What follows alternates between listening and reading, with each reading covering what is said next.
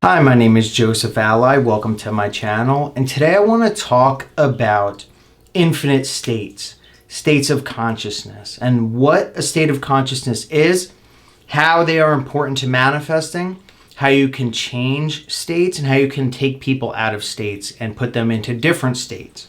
Important concept. It's the basis of all of creation. It has to do with conception of self. And so your conception of self is the most vital and crucial aspect to creating anything that you want. So we're going to get into that topic and how you can manifest more effectively. But before we do that, hit the like button. It does something to the algorithm so that those who wouldn't normally be able to see this will be able to see it. Hit the subscribe button if you want exact, systematic, broken down techniques on how to manifest anything that you want in a laser focused way. Bell icon as well, by the way. And then download that worksheet in the description. It's going to help you a lot with this. So let's hop into it then. What's a state? A state or a state of consciousness, a state of mind, a conception of self. These are all generally one and the same. Some are more have more expanded definitions, such as a state or conception of your state of consciousness or a conception of self. But nevertheless, they all are generally one and the same. Your state is what you are consistently or constantly out picturing. It isn't just the state of mind, it's your entire state of reality. Your reality outside is a mere reflection of your state of consciousness, meaning you can never experience anything outside of your state of consciousness. Anywhere you go is because of your state of consciousness, and you're bringing with you your state of consciousness, pushing out your reality. Anyone that comes into your life is a match with that exact state of consciousness. Someone who does not fit that conception will not enter into your life. Your life experiences, your finances, your health, your happiness, your friends, all of those exist because of your current state of consciousness. So what is your state of consciousness actually? What is it? It is everything that exists within your consciousness. And that includes the conception of yourself, who I think I am, my belief systems, and also the way that I believe that the world works. But there's even more. My state of consciousness includes all of my memories, all of my interactions, all of beliefs, expectations, attitudes, all of that is within my current state. And you could have different aspects to a state. I could be very confident in social situations, but I could also be unemployed, or I could be employed, but I could be addicted to drugs. There's infinite possibilities of states that we can enter, but we can fall into a state and remain there as long as we'd like. Some people remain in states for years. Some people don't want to get out of their state of consciousness. But your quality of life is absolutely dependent upon your state of consciousness. So there's an idea that I threw in there, and it's on the conception of self. The conception of self is much more than just what I think of myself. Now, if I told you that you are a part of my conception of self, it may not resonate, or it may not make sense or fit within the definition of what we believe that statement to mean. The conception of self includes everything that I experience ever.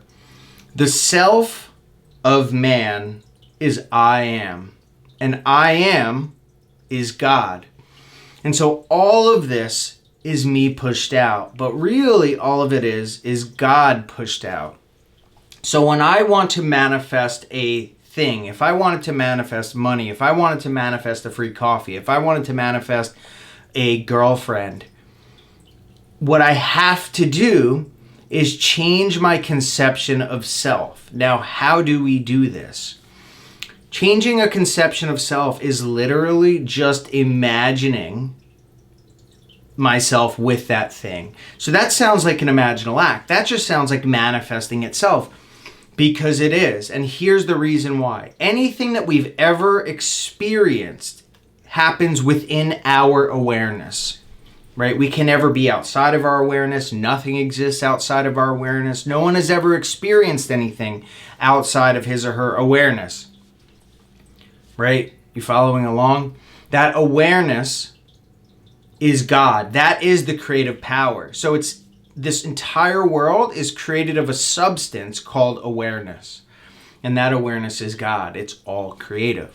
When I see you, you are in my awareness. And my awareness is my true self. That's my conception. So when I see you in my mind's eye as someone else, I am seeing you relative to me, meaning you in my experience exist this way. You, to me, are going to be seen this way. So one of the things that confirm this is the verse that talks about your word cannot come back void, right? It must do the thing that I sent it to do. It must accomplish that. And it must come back to the sender. So what you'll find is that every single thing that you manifest, you cannot miss it. It must be returned to you. It is one of the laws of consciousness.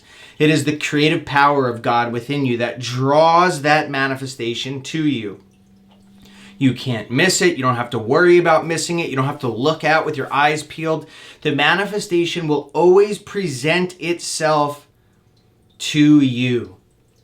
And that is more of the proof that when I imagine you, I'm not imagining you as something outside of myself, because you, as I'm imagining you, you are inside of my awareness, and therefore that is still my conception of self. So one other way to describe this, to break it down even more, we call my awareness, my sphere of awareness, my world.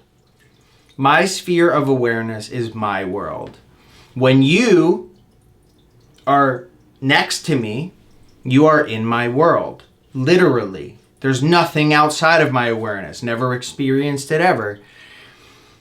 Given that you are in my world, in my awareness, you are made up of my singular awareness, right?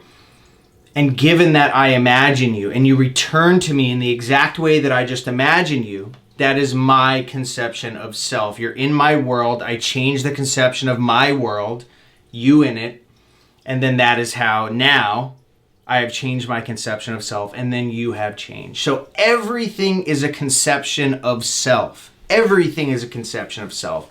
We always experience it all. We'll always be experiencing it. And we will always experience our state. We cannot not experience our state. So now we think, okay, with that understood, and I hope you got that. And just to be clear, some of the things that I talk about, they seem a little weird. It's not what other people would say. And you may not get deep into this as I wish you would, but nevertheless, this is true. This is all true. This is all awareness, etc. So how do we change states to get what we want? Well, we can reverse engineer someone else's experience to see what state they're in. In the same way that we can do that, we can reverse engineer our reality to see what state we're in. And it's very easy. Because as a man thinketh in his heart, so is he. Whatever you think, so are you. This all is me, right? So this experience without, you have to analyze it to figure out what is it that is happening now that you don't want to happen. What is it that's happening now, or that has happened before, or that continues to happen that you don't like? You don't want it. You want it to change. You can go back and think to yourself, I have pushed this out, so what is it that is inside of me that has pushed this out? And you have to start thinking critically about what belief would I have if I created this? What fears would I have if I created this? What have I been thinking if I created this? So if you've had a bad string of relationships, if you can't hold down a job, if you always feel like you're struggling in life, if you feel like you can't get what you want, this is all in your state.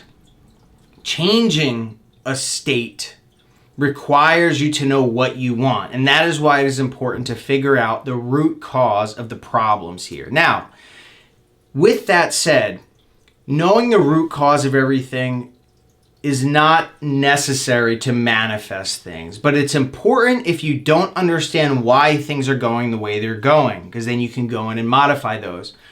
But to enter in a state of consciousness, meaning to become aware of something new, we have to know what we want at the bare minimum. The beautiful thing about it is that whatever we remove our attention from will disappear, and everything that we move our attention towards will multiply, will become more abundant. I have a video on that coming up soon, by the way. However, you must contemplate exactly what you want. And when you identify with that state of mind, meaning when you imagine yourself as the person that you want to be, your awareness identifies with that imaginal state, and that is all that it takes for the consummation of that, and then therefore it will be pushed out. You will manifest it. So how do we define our state? You think, what would you be like if you were now already that person that you wanted to be? Think of all the different things that you want to be. Think if you want to be rich, if you want to be happy, if you want to travel, if you want to be taller, if you want to be smarter, if you want to be just happier. Whatever the case is, define those traits. It is critically important to define those traits so that you, when you imagine it, you know what to identify with.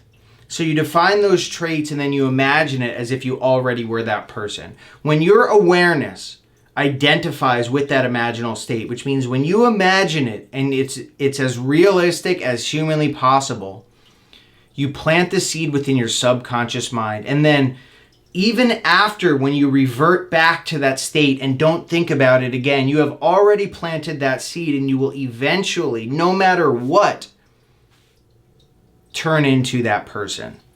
It is extremely easy to fall into a state. I've done it my whole life, so have you. Watching a movie and being identified with that movie and then manifesting something like that. Helping other people continuously one-on-one, listening to their problems 24/7. That's extreme, but nevertheless a lot.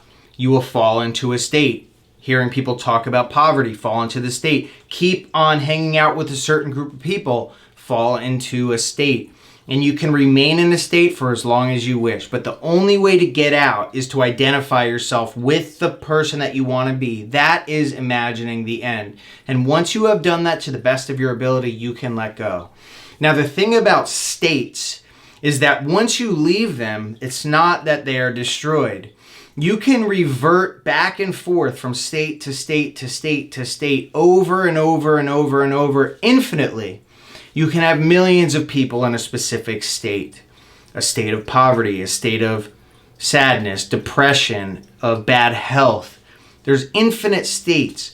But just as there are infinite states in the negative, there are also infinite states in the positive.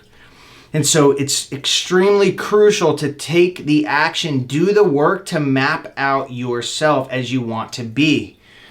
Think now, this is truly the answer. That is why the imagination is called Christ, the Savior, because you save yourself from the conception of your old self. You die to the old man, as it says in Scripture.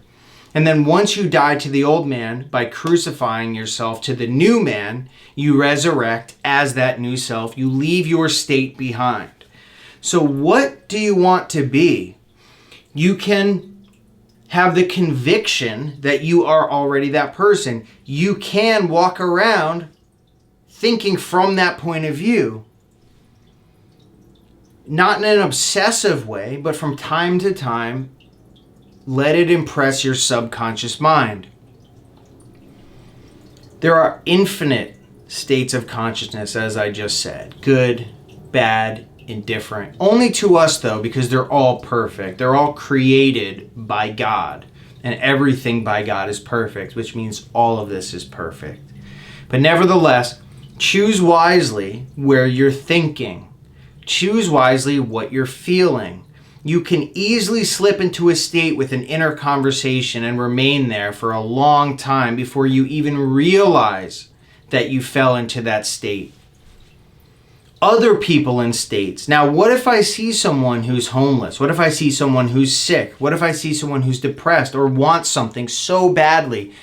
Or what if they are in really just a non-desirable state?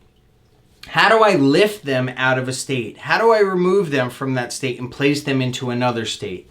Well, it's kind of what I said before, but more specifically, if you imagine them as the person that you want them to be or that they want to be, that is lifting them out of a state. Now, you can do it by imaginal conversation. Have them talk to you from the point of view of themselves already being that person. Now, again, it's our conception of self, but nevertheless, we imagining them as a certain person, which means from my point of view, they are this person. They will change. They will be lifted out of that state and brought into a better state. But what happens if in our mind we're constantly arguing with them? What if we're fighting with someone in our mind, bickering with them, not in real life, just in our mind? Well, we hold that person in that state. We don't let them go. And oftentimes we do the same thing to ourselves. We tear ourselves down. We say negative things about ourselves. Stop doing that completely. Think now, if your thoughts are the sole creation of this reality, sole creator of this reality, which they are, by the way, and if you can change 10% of your thoughts about yourself from the negative to the positive, 10% of your reality at least will change. And the thing about it is that which we focus on when we think better about ourselves, we'll think better and better and better. And our life will get better and better and better. And what if we thought positively about our neighbor, about our friend, about our enemy? And we imagine conversations with them from the point of view of them being nice, of them having what they want, of them being happy. How different would our world be? It takes no effort. We need to swallow no pride. We only need to go in our imagination and think from the point of view of seeing them happy, talking to ourselves nicely, thinking of good, noble perceptions of ourselves, identifying with a noble pursuit in life. And that is what it takes. That is all it takes. We can switch out of states like cities, and we can go right back in them if we want. So choose what it is that you want and use your imagination very wisely. So I hope that was helpful. Download the worksheet with this. That's going to help you with that. Also, subscribe, hit the bell icon if you want exact techniques, specific, time-tested, always work predictable manifesting techniques. And stay tuned.